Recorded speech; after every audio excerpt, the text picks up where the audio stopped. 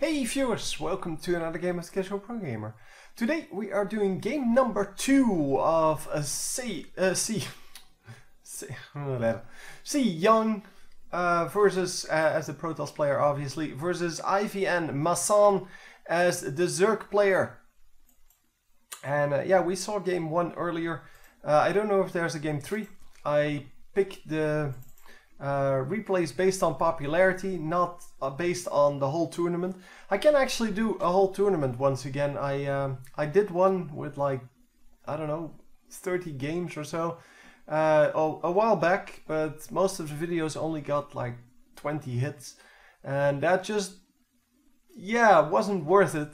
But I might actually try that again, to do like 30 games in a row and just upload all of them, see how interested people are by now, because obviously I'm gaining viewers on all kinds of games, and I don't know how many of them want to watch StarCraft.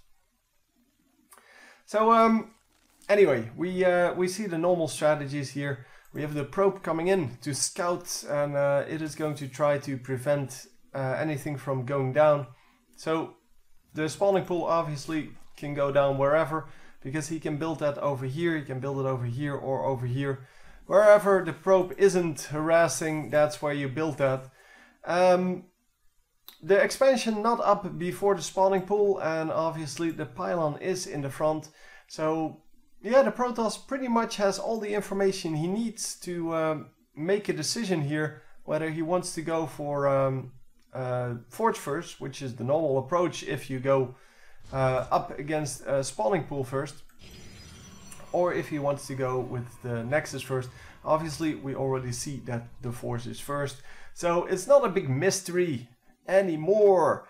Anyhow, yeah, the expansion is going to go down right now, and he is going to be, well, a little bit behind on this, I guess.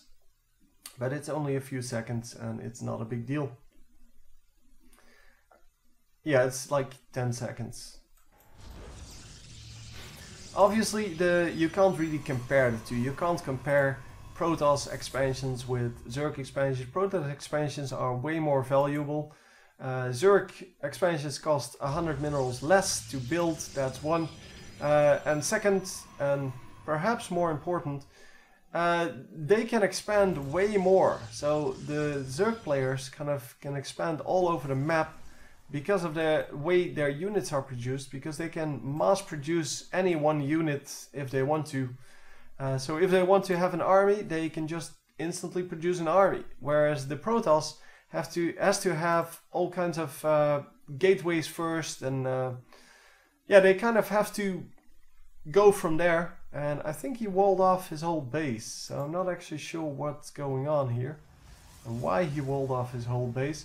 But 3 bases for the Zerg player here. And let's see, I'm really wondering what he's planning here, because I think this guy is just locked out of the base completely. Anyhow, we have the cybernetic score coming up, we have the base that is already up, and we have, well, just nothing else. On this side we have a new hatchery coming up. This hatchery is up.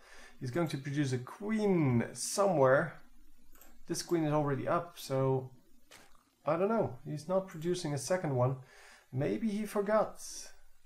That might actually cost him quite a lot. Yeah, there you go. Finally producing that second queen. And this queen is already out. Oh no, he didn't have minerals for it? I don't know. He obviously had a queen over here because he spawned a creep tumor.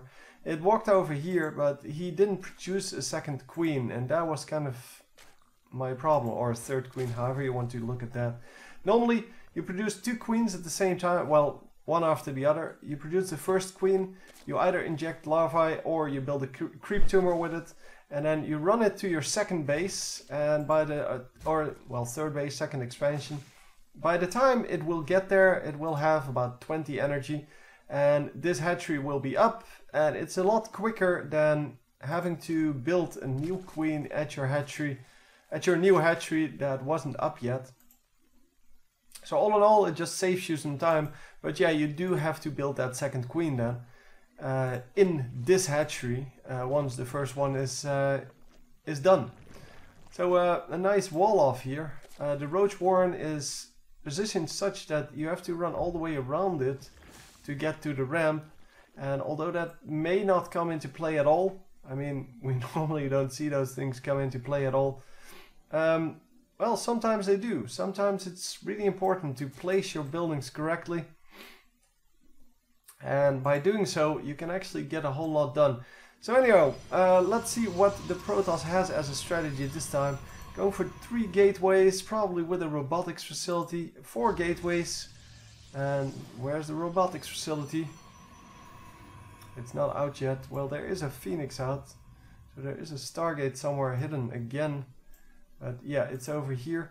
I don't know if the Zerg player actually saw that. No, he did not. Oh, there we go. We are getting out of here with our Phoenixes. The Phoenixes get spotted, and look at what he's going to build. There you go. Spore crawlers immediately at all bases. I don't know where this one is, but it's probably coming up as well. Oh, there it is. And here as well. And immediately, those Phoenixes are not going to do a whole lot. They're going to pick off 1 queen. But that's probably it.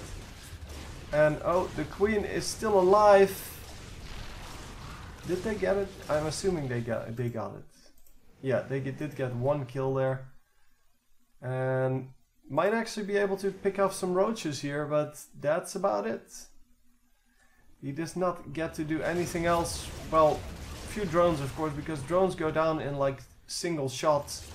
They're just really easy to pick off with 5 Phoenixes. And yeah, well, same harass as last time. For those of you who haven't watched the game yet, yeah, tough cookies. You should watch them in order, because I might actually spoil it, because I always compare like strategies and see how they learned from their first mistakes. I'm not going to spoil what who won, at least most of the time. I try to avoid spoiling that, but yeah, I do like to see how the strategies evolve. Like, they played against each other in the previous game, and yeah, now they're doing the exact same thing, and I want to see, well, did you learn something from your mistakes? Are you going to adjust your strategy such that you can actually, well, win this time? And so far, as I said, they're still doing the same thing.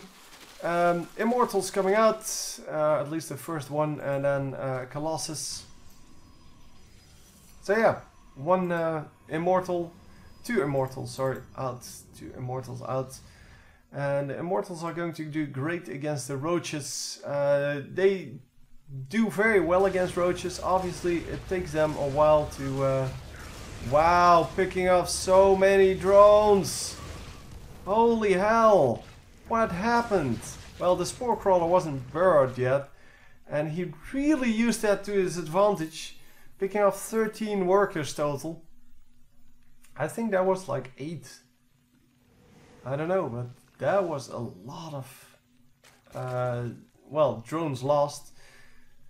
Just an insane amount, to be honest. And the corruptors are going to own these Phoenixes, because Phoenixes, although they are air-to-air fighters, cannot go up against corruptors. Corruptors just way better at that anti-air crap. And yeah, they are going to come in with... no, not a drop. It seems that I turned off the... oh no, I didn't have that on. It only shows you when they load up a drop. That's why I was confused. So you might actually be going for a drop here. Only 4 overlords though. That is not going to be a large drop, but might actually go for it. Oh, there's the rest. See, and we have plenty of units here. 193 supply out of the 200. So yeah, he has plenty of stuff to drop. and a little bit of anti-air defense against those Phoenixes. And wow, look at that, dropping behind the lines. And this is going to be over right now, because there is nothing to defend against this except for the army. And the army is not here, it's over here. Oh, he does have Blink Stalkers, that might actually help a little bit. But if he can get enough damage done... Oh, he's not doing the damage to the probes, he's doing damage to the buildings. The buildings are not going to matter at all. Oh man, that was a big mistake. He didn't micro his units. He could have picked off so many probes. Could have picked off all of these probes, which would have been 12 probes right there. And yeah, didn't get anything done with it now. Hang on. Yeah, as you can see, the Protoss player hugely ahead in resources lost, or rather behind in resources lost, which makes him ahead in the game. And oh, these... Oh my god, did not micro that at all. But, well, Zerg may actually still come back, because he has quite a trust fund built up. As soon as he has enough larvae, he can easily produce a new army. And of course, the problem is that he doesn't have enough larvae. He's stacking up the resources,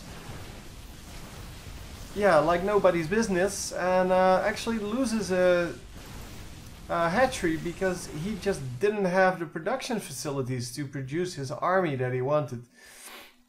Still 1500 minerals and 600 gas. So really the production facilities are what's kind of, well, making this a very hard fight for him. Obviously these Colossi are going to go down to whatever is in those overlords. And no, actually, yeah, he didn't have enough. The drop didn't come out as planned, the drop in the main base. And yeah, because of those Colossi, or those, sorry, Immortals maybe. Because, well, I don't know. I don't know what did so much damage, because these overlords seem to be pretty loaded, but maybe that was all banelings, because there were a lot of banelings there.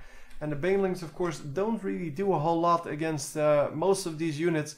They do virtually no damage to Immortals, only 10 damage out of 100 shield. And against the Stalkers they do a little more, but still it's not a huge deal there. And overall, yeah, just well played. A little bit of an adjusted strategy here. As you saw, I mean, they didn't play exactly like they played last time. Most of the game is the same, and if you watch both of them, you can see where they made the adjustments. And I'm not saying that the loser from last time won, because you have to figure that out for yourself. But at least a very nicely played match this time.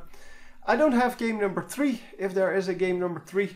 As I said, it wasn't a recommended game. So I will see you next time. GG.